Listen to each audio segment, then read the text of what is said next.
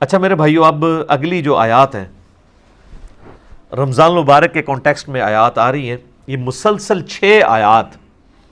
سورۃ البقرہ کی آیت نمبر 183 سے لے کر 188 تک، یہ پورا ایک رکوع ہے۔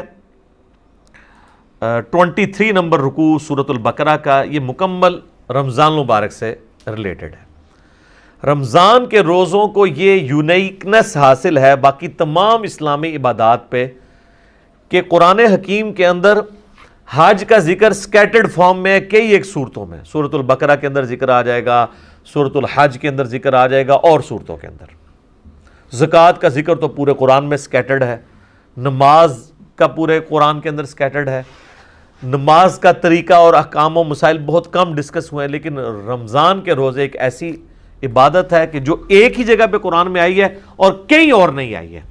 اور اس کے آلموسٹ جتنے موٹے موٹے مسائل ہیں وہ سب کے سب اللہ تعالیٰ نے اس میں کور کر دی ہیں۔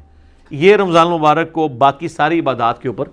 فضیلت حاصل ہے۔ یہ 6 آیات رکوع نمبر 23 سورۃ البقرہ آیت نمبر 183 سے لے کر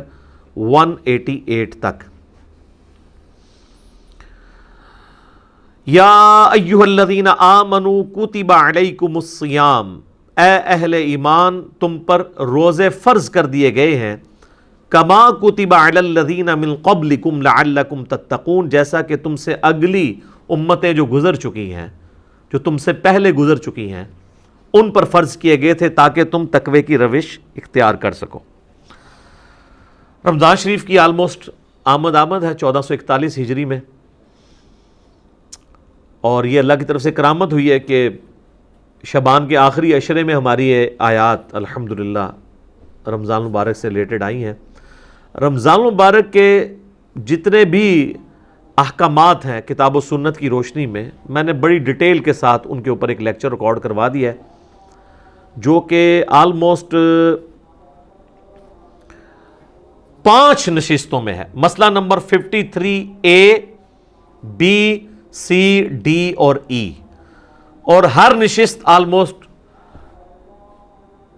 1.5 گھنٹے کی ہے، جس میں رمضان شریف سے ریلیٹڈ ہر چیز کور کی گئی ہے جو کوئی پوچھ سکتا ہے۔ وہ کلپس بھی میں نے بھائیوں کو بتا دیا ہے، وہ وقتاً فوقتاً رمضان شریف کے پہلے عشرے میں ہی آلموسٹ سارے کے سارے کور کر لیں گے ہم۔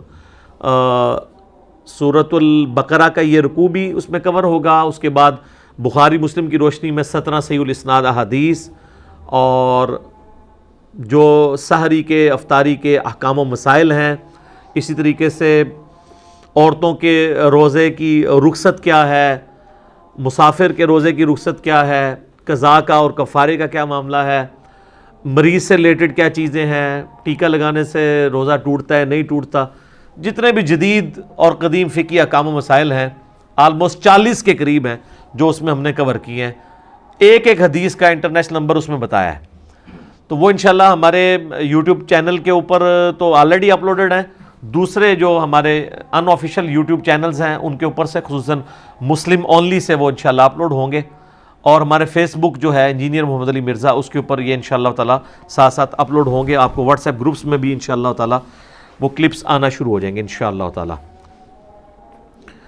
حصول برکت کے لیے میں 2-3 حدیثیں بیان کر دیتا ہوں۔ بخاری اور مسلم دونوں کی حدیث ہے کہ نبی صلی اللہ علیہ وآلہ وسلم نے فرمایا، جب رمضان کا مہینہ آتا ہے تو اللہ تعالیٰ جنت کے دروازوں کو کھول دیتا ہے اور جہنم کے دروازوں کو بند کر دیتا ہے، اور سرکش شیاطین کو قید کر دیتا ہے۔ تمام شیاطین نہیں، سرکش شیاطین۔ ایک اور حدیث ہے، نبی علیہ السلام نے فرمایا، یہ بھی حدیث بخاری و مسلم دونوں میں ہے، کہ رمضان المبارک میں اللہ تعالیٰ نیکیوں کا ثواب آلموسٹ 10 گنا سے 700 گنا تک بڑھا دیتا ہے، اور اللہ تعالیٰ فرماتا ہے کہ روزہ خاص میرے لیے ہے اور میں ہی اس کی جزا دوں گا۔ اور ایک ترجمہ یہ بنتا ہے، روزہ خاص میرے لیے ہے اور میں ہی اس کی جزا ہوں، کیونکہ روزہ وہ عبادت ہے جو جب تک کوئی شخص ایکسپوز نہ کرے نا، آپ کسی کو جج نہیں کر سکتے۔ نماز تو فزیکلی پڑھتا ہوا نظر آ جائے گا، تو روزہ ایک ایسی عبادت ہے جو خاص میرے لیے ہے اور میں ہی اس کی جزا دوں گا۔ بخاری مسلم میں ایک حدیث یہ بھی موجود ہے، نبی علیہ السلام نے فرمایا کہ ایک جنت کا دروازہ ہے جس کا نام ہے الریان، وہ خاص ان لوگوں کے لیے ہے جو رمضان المبارک کے روزے رکھنے والے ہیں کہ وہ اس دروازے سے داخل ہوں گے۔ پھر بخاری اور مسلم کی ایک اور حدیث ہے، نبی الاسلام نے فرمایا جس نے ایمان اور احتساب کے ساتھ رمضان المبارک کے روزے رکھے، ایمان اور احتساب یعنی ایمان کے ساتھ اور احتساب ہے اصلاح نفس کی کوشش پلس ثواب کی نیت خالصتاً اللہ کے لیے، تو اللہ تعالیٰ اس کے پچھلے سارے گناہ معاف فرما دے گا۔ جس نے ایمان اور احتساب کے ساتھ رمضان المبارک کی راتوں کا قیام کیا، اللہ تعالیٰ اس کے پچھلے سارے گناہوں کو معاف کر دے گا۔ جس نے ایمان اور احتساب کے ساتھ شب قدر کا قیام کیا، اسے پچھلے سارے گناہ اللہ تعالیٰ معاف کر دے گا۔ اور یہ میں نے سب سے آسان طریقہ اس میں بتایا کہ آپ